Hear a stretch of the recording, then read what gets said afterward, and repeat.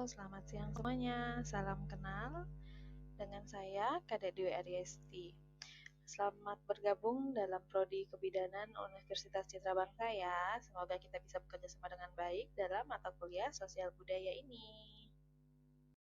Hari ini kita akan membahas mengenai konsep ilmu sosial dan budaya dasar yang di dalamnya terdapat topik-topik yaitu yang pertama, pengertian ilmu sosial dan ilmu budaya dasar. Yang kedua, latar belakang diberikannya ilmu sosial dan ilmu budaya dasar di perguruan tinggi.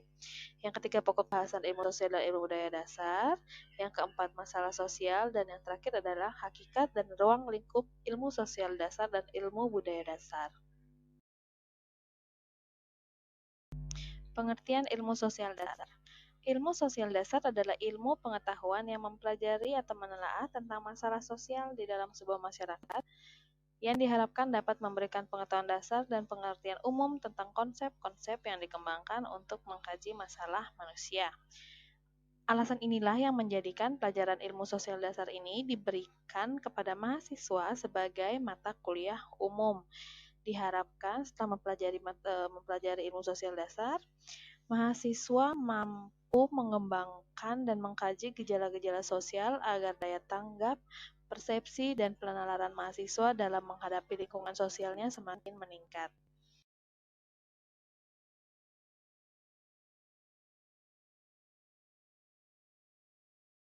Pengertian ilmu budaya dasar. Ilmu budaya dasar atau IBD adalah suatu ilmu yang mempelajari dasar-dasar dan pengertian tentang konsep yang dikembangkan untuk mengkaji masalah-masalah kebudayaan.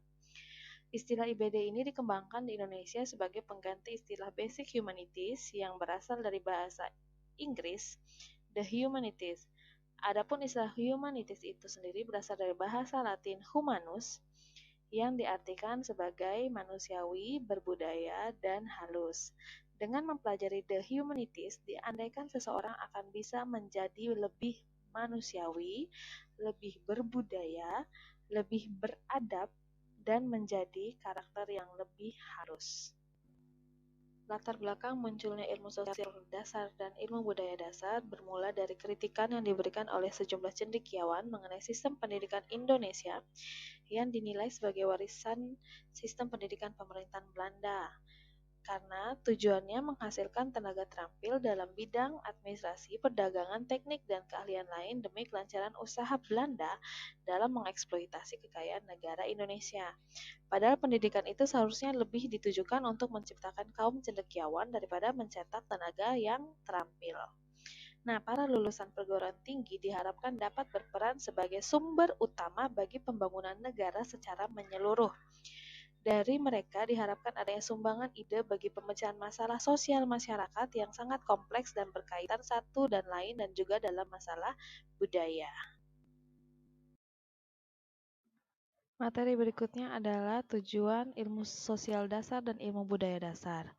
Tujuan umum diselenggarakannya ilmu sosial dasar ialah pembentukan dan pengembangan kepribadian serta perluasan wawasan perhatian, pengetahuan, dan pemikiran mengenai berbagai gejala yang ada dan timbul dalam lingkungannya, khususnya gejala berkenaan dengan masyarakat, dengan orang lain agar daya tanggap, persepsi, dan penalaran berkenaan dengan lingkungan sosial dapat dipertajam. Adapun tujuan khusus dari diselenggarakannya mata kuliah ilmu sosial dasar yaitu yang pertama, memahami dan menyadari adanya kenyataan-kenyataan sosial dan masalah-masalah sosial yang akan selalu ada dalam masyarakat. Yang kedua, peka terhadap masalah-masalah sosial dan tanggap untuk ikut serta dalam usaha-usaha menanggulanginya.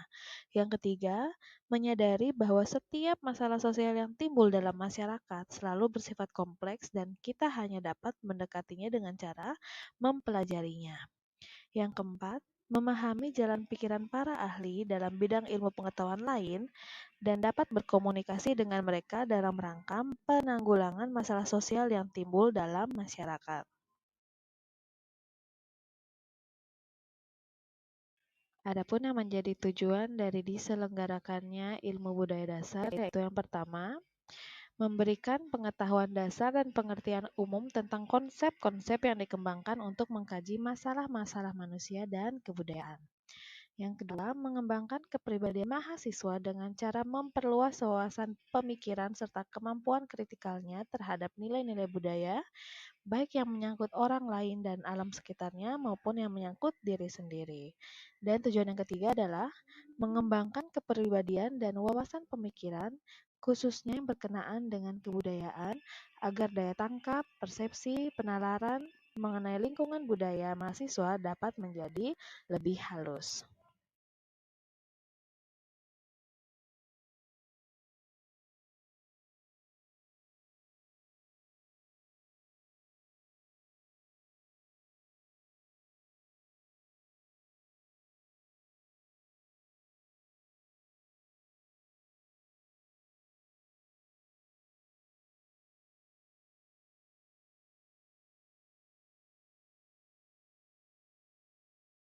Materi yang akan kita bahas selanjutnya adalah mengenai masalah-masalah sosial.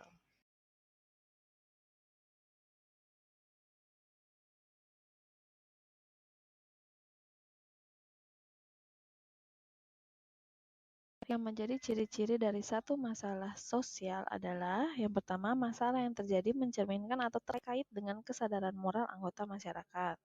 Yang kedua, keresahan umum menggambarkan telah terbentuk persamaan persepsi terhadap ancaman yang ditimbulkan dari satu masalah. Dan timbul kesadaran bahwa masalah tidak dapat diatasi sendiri namun harus bekerja sama. Suatu masalah dikatakan sebagai masalah sosial apabila memenuhi karakteristik sebagai berikut. Yang pertama, dirasakan oleh banyak orang. Yang kedua, dinilai tidak menyenangkan. Yang ketiga, menuntut perpecahan atau menyebabkan perpecahan. Dan yang terakhir, pemecahan masalah yang terjadi harus diselesaikan secara kolektif.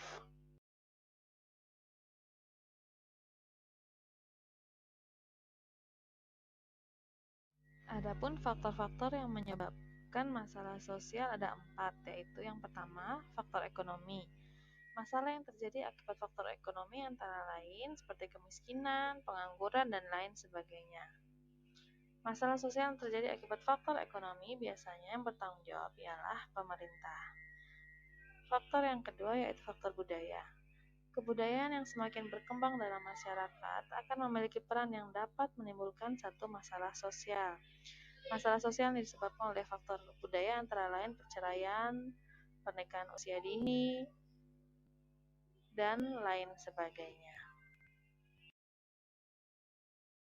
Lanjutan mengenai faktor penyebab masalah sosial. Yang ketiga, faktor biologis. Masalah sosial yang terjadi karena faktor biologis antara lain kurang gizi, penyakit menular, dan lain-lain.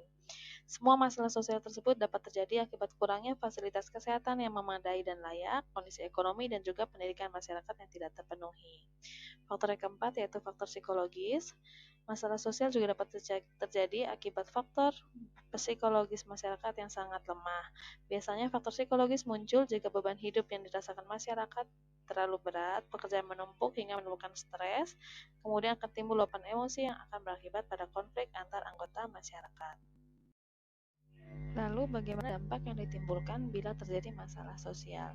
Dampak yang dapat terjadi adalah yang pertama, terjadinya peningkatan tindakan kriminalitas dalam masyarakat. Yang kedua, terjadinya kesenjangan sosial antara orang kaya dan orang miskin. Yang ketiga, terjadinya perpecahan kelompok. Yang keempat, terjadi perilaku yang menyimpang. Dan yang kelima adalah terjadinya peningkatan tingkat pengangguran.